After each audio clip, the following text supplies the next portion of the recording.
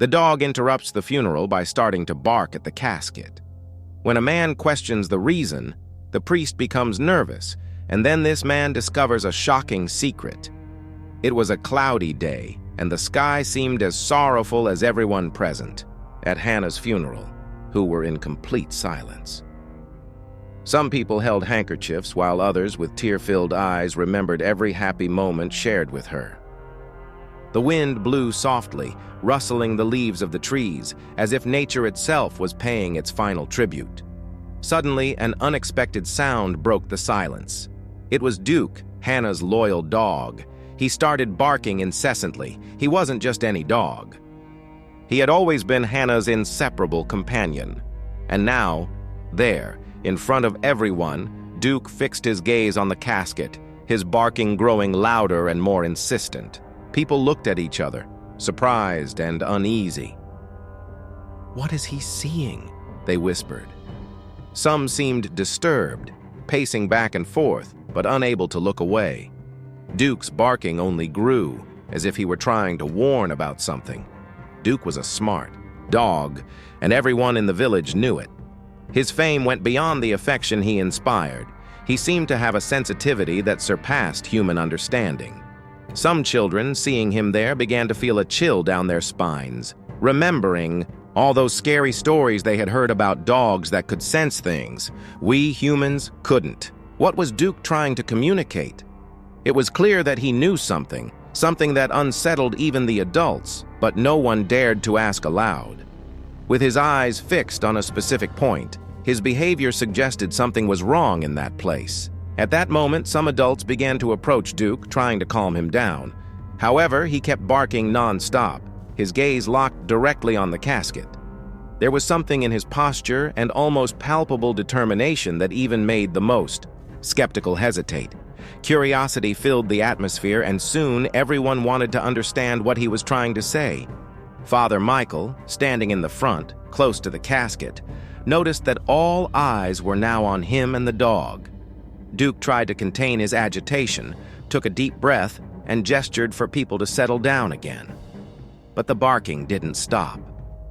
With a faint and uncomfortable attempt at a smile, the priest realized that something strange was unfolding, and Duke's gaze seemed to insist that no one ignore what was happening. The priest decided to approach Duke, using a gentle voice. He tried to talk to the dog, saying, "Come on, Duke, calm down. Everything is fine here." But even so, Duke continued to bark, as if he were trying to warn of something terrible that no one could see. Cautiously, the priest extended his hand to stroke the dog's head, but Duke pulled back, letting out a low growl without taking his eyes off the casket.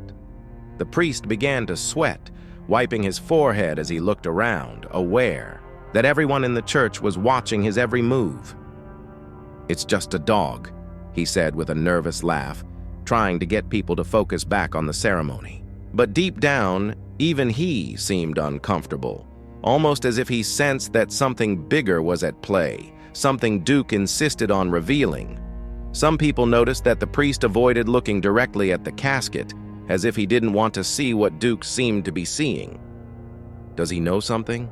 whispered an elderly woman to her friend beside her with a suspicious look. Others began to feel a strange chill, as if something invisible and inexplicable was present. The children, intrigued and a bit scared, moved closer to their parents, gripping their hands tightly. Father Michael, realizing that the unease was only growing, raised his voice firmly and requested, "Please, someone take the dog outside." But Duke refused to leave. He stayed there, relentless, barking and staring at the casket, as if he had an urgent message to convey. And the mystery, instead of dissipating, only grew among those at the funeral. Amidst it all, there was a man no one knew well, someone who seemed out of place yet perfectly positioned to witness what was about to unfold. His name was David, a stranger who had recently arrived in the village, but who, for some reason, held a special affection for Hannah, even without knowing her deeply. David had an observant nature and a restless curiosity. Solving mysteries had always been his passion, and noticing Duke's unusual behavior, he immediately felt that something was very wrong. He looked at Duke and then at the casket, realizing that the dog wasn't barking for no reason. He stood up slowly, adjusted his coat, and walked toward the dog. All eyes turned to him, curious, wondering what this mysterious man, whom they barely knew, would do. "Hello, little friend," murmured David, crouching beside Duke. "What are you trying to show us?" Hearing David's calm voice, Duke stopped barking for a moment, as if assessing the man in front of him. His eyes shone, filled with intelligence and a mix of fear and hope, as if he were pleading for help.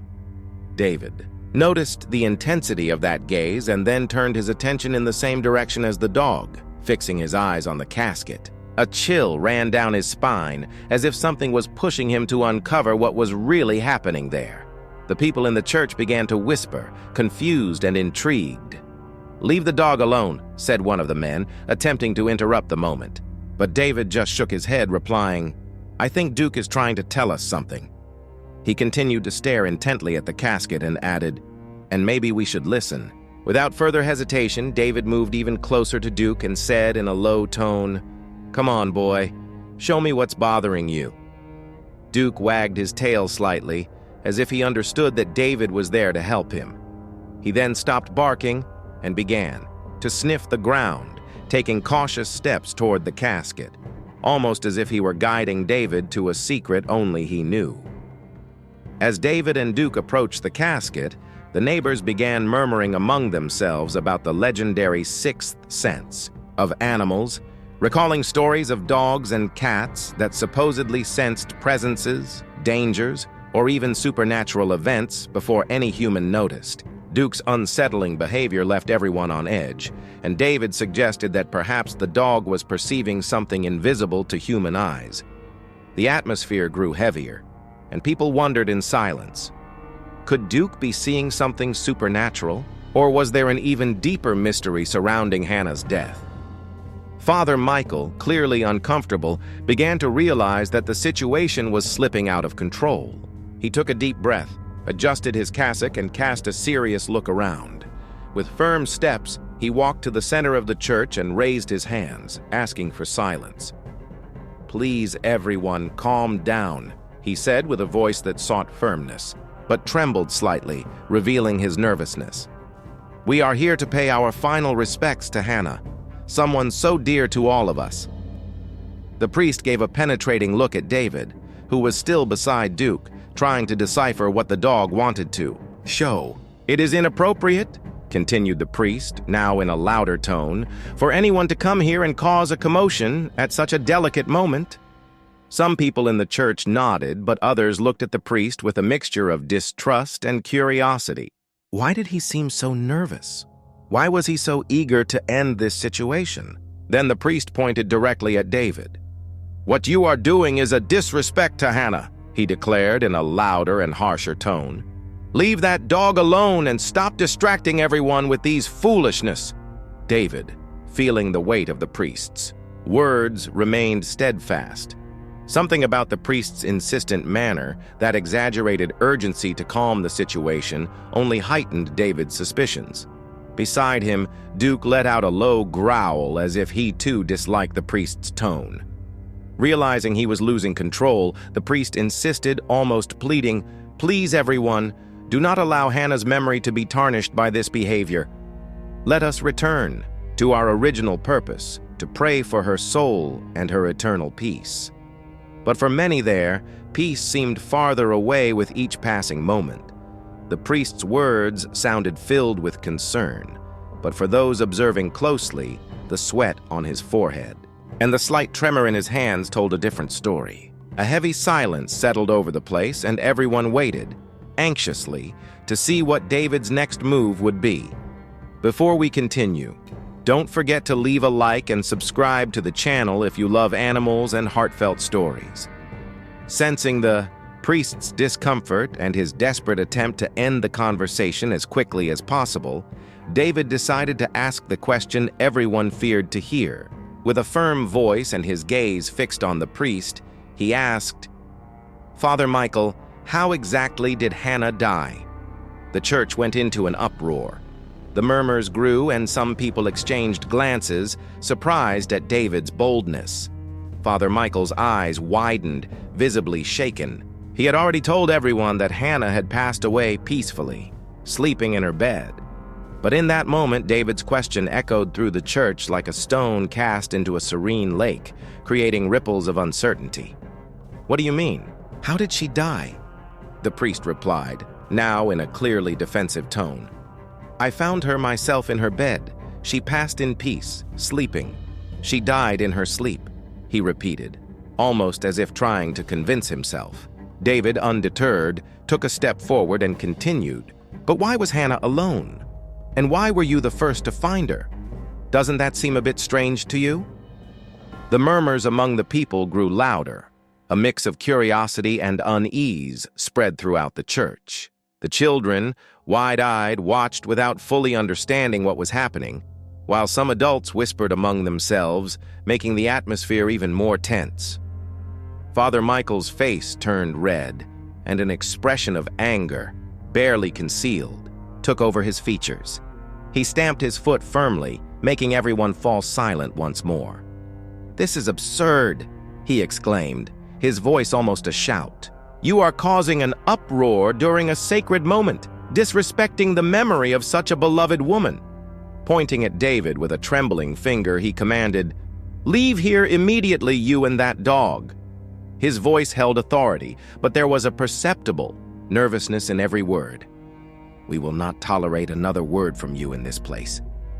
David hesitated for a moment, but then beside him, Duke let out a strong bark, almost as if he were challenging the priest and giving David the push he needed to continue. As if in response to the dismissal, David realized he had touched on something important, something the priest clearly didn't want anyone to uncover. Still, he knew that in that moment, he had no other choice. He slowly turned, took hold of Duke's collar, and with one last defiant look at the priest, began to walk toward the door. As the murmurs among those present grew louder, everyone perplexed by what had just happened. Outside the church, David felt the weight of the curious and suspicious, glances of the community behind him, but he couldn't simply leave it all behind. There was something deep and dark in the mystery surrounding Hannah's death, and a strong premonition drove him to press forward. Duke seemed to share this feeling, wagging his tail with enthusiasm, as if he were ready for whatever lay ahead. "Come on, buddy," David whispered to the dog. "I think we have a lot to uncover here." And with that, they began their investigation through the cemetery, walking among the trees and old gravestones. The cold wind blew, making the leaves dance and producing a sound that resembled whispers in the unsettling silence. David looked around, increasingly certain that this place hid something mysterious. Duke sniffed the ground restlessly, as if searching for something specific, guided by an almost supernatural intuition. He seemed to know exactly where to go. Determined to follow the clues, David concluded that the first step was to learn more about Hannah's life. He made his way to her house, a small stone building on the edge of the forest, surrounded by a garden that seemed forgotten by time. When he arrived, he found the door unlocked, as if someone had left in a hurry, leaving behind more questions than answers. Upon entering the house, David felt a chill run down his spine. The place was covered in dust, but he noticed that some objects seemed to have been moved recently. With Duke sniffing beside him, David began to explore every corner, opening drawers, rummaging through papers and documents. It was then that he found a small wooden box on an old table. Inside it, there were letters and photographs, all yellowed with age. As he read the letters, he realized that Hannah had kept many secrets. The texts mentioned secret meetings and conversations she had with people from outside the village, but it was when he found one specific letter that his heart raced. Handwritten by Hannah, the letter mentioned Father Michael, revealing that she had discovered very serious things about him. David exchanged a glance with Duke, who seemed restless, as if sensing they were getting close to something important. Continuing his search, David found a small key taped to the back of one of the frames on the wall. "What is this key open?" he murmured to himself. Duke let out a short bark, as if encouraging David to keep going. Next to the key there was a photograph. In it, Hannah stood beside Father Michael, with the church in the background. What caught David's attention most, however, was a detail at the bottom of the image. A small metal box, identical to the one Hannah had described in her letters, mentioning that the priest hid money. "We're on the right track, Duke," David said, petting the dog. "If Hannah was trying to tell us something about the priest, maybe this key is the answer we need." David felt a wave of determination. With the small key in hand and Duke by his side, he knew the truth was closer than ever.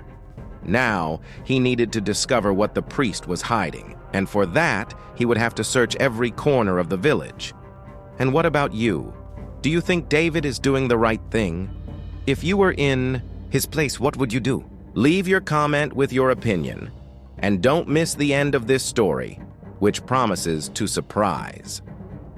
With the key in hand, David felt closer than ever to unraveling the mystery. Together with Duke, he decided to return to the village center, where they could continue their investigation. The town seemed calm, but David sensed that something dark was hidden behind that tranquility. He needed to understand the secrets Hannah had kept, and what exactly she knew about Father Michael. With this in mind, David went to the town library, an old place filled with shelves of dusty books and ancient documents. He began to search for anything that might link Hannah and Father Michael to something out of the ordinary. After some time searching, he found an old photo album of the town. Flipping through the pages, David saw photos of community events, religious festivals, and finally a series of photos of Hannah. One of them immediately caught his attention. It was an image of Hannah beside Father Michael, but what stood out most was the expression on her face, a look of unease, almost as if she knew something that deeply frightened her. What had Hannah discovered?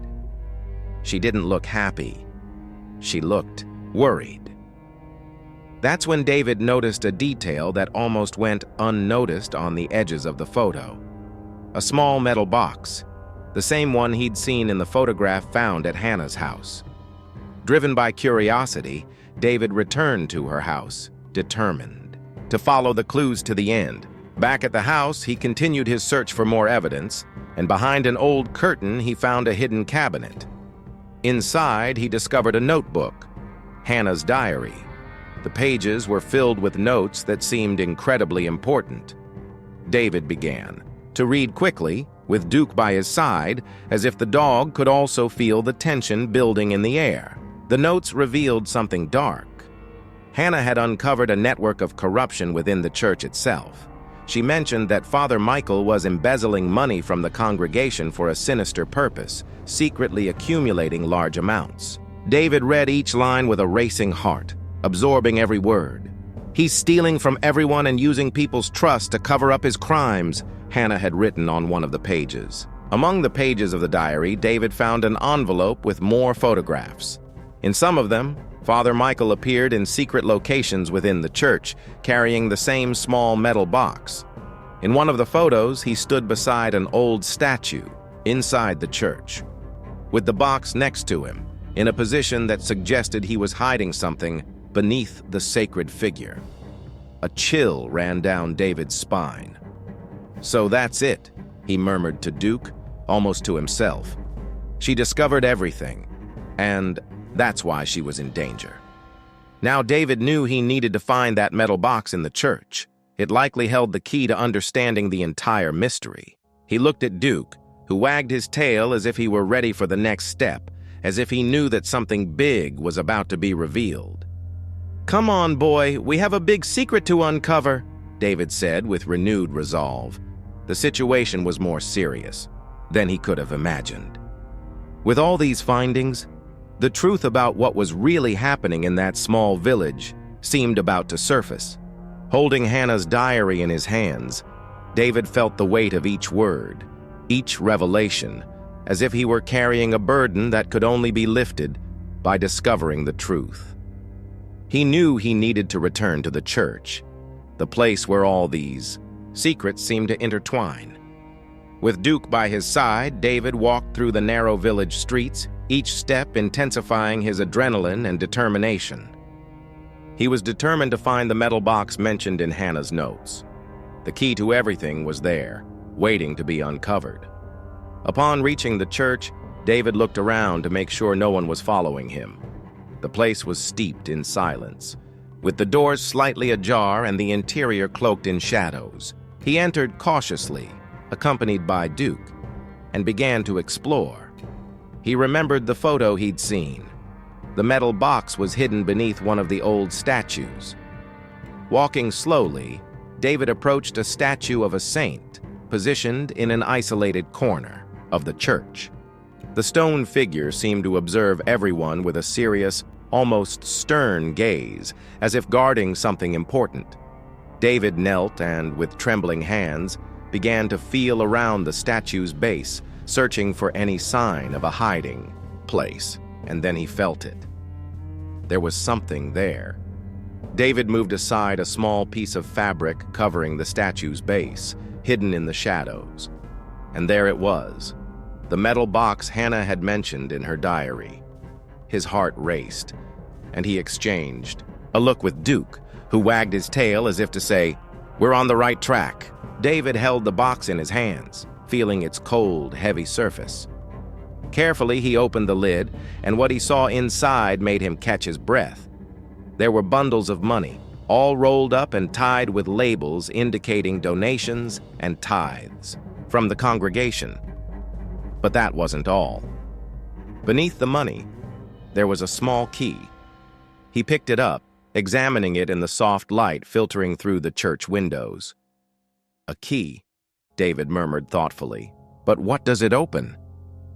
That's when he noticed a yellowed piece of paper, folded and hidden beneath the money. Carefully, he removed it and unfolded it. It was a map, and in the center a location was marked with a red circle. Beside the circle were the words, "Church Storage." David understood immediately the key must open some secret storage in the church. This is where Hannah must have discovered something, he thought, with a mix of fear and hope. He knew he had to act quickly. With the key held firmly in his hand, he looked at Duke and said, "Let's go, boy. We need to find that storage." They stood up and together began to search every corner of the church, determined to uncover the mystery that had been hidden for so long. Following the map carefully, David felt the church grow ever more silent, as if the very building were holding its breath. With the key and map firmly in his hands, he and Duke made their way to the spot indicated on the paper. The map led them to a small door hidden behind the altar, a door that few people even knew existed. A chill ran through David as he approached. The air felt colder there, laden with a dark presence, as if something sinister were kept in that place. He inserted the key into the lock, took a deep breath, and turned it. The door creaked open, revealing a narrow staircase leading down into a dark basement. With a flashlight flickering in his hand, David began to descend the steps, and Duke followed closely, his ears attuned to any strange sounds. At the bottom of the stairs, they found a damp, shadowy corridor. At the end of the corridor, a faint light flickered, casting uneven shadows on the stone walls. Then David heard a sound, the clink of chains moving. "Hannah," he called in a whisper. But all he heard was the echo of his own voice reverberating in the emptiness.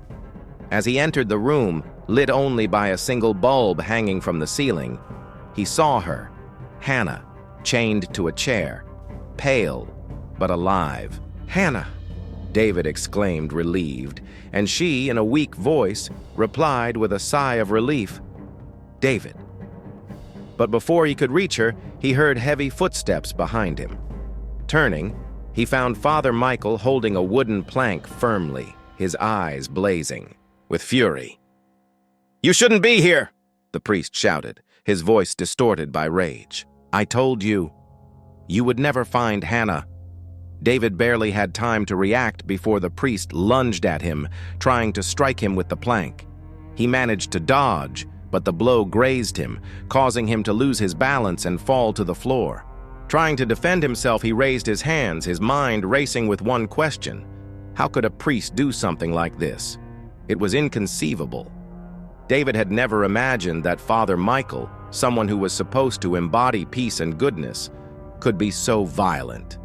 Seeing him on the ground, the priest prepared to strike again, but Duke, without hesitation, let out a fierce bark and lunged at the priest, sinking his teeth into his leg with all his might.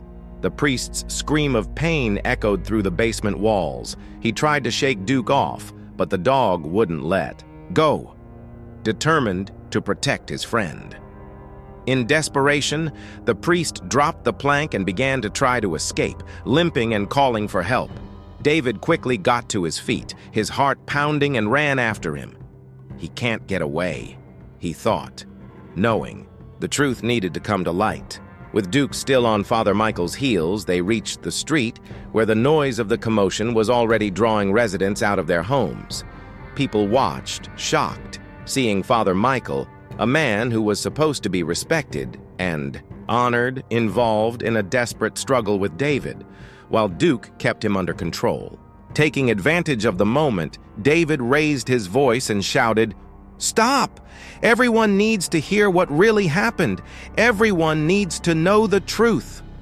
With the priest struggling to break free, David quickly explained what he had uncovered: the box with the stolen money, Hannah's kidnapping, and Father Michael's hidden crimes. Shock spread across the faces of the villagers, who could barely believe what they were hearing. Desperate, Father Michael tried to run, but Duke held him firmly in place until some village men approached to help restrain him. With the priest finally contained, David knew it was time to present the evidence. He led the group back to the church and, with still trembling hands, opened the metal box before everyone. The villagers' eyes widened at the sight of the embezzled money and the map to the secret storage where the priest hid his illicit activity. There were no doubts left. The truth had at last been revealed.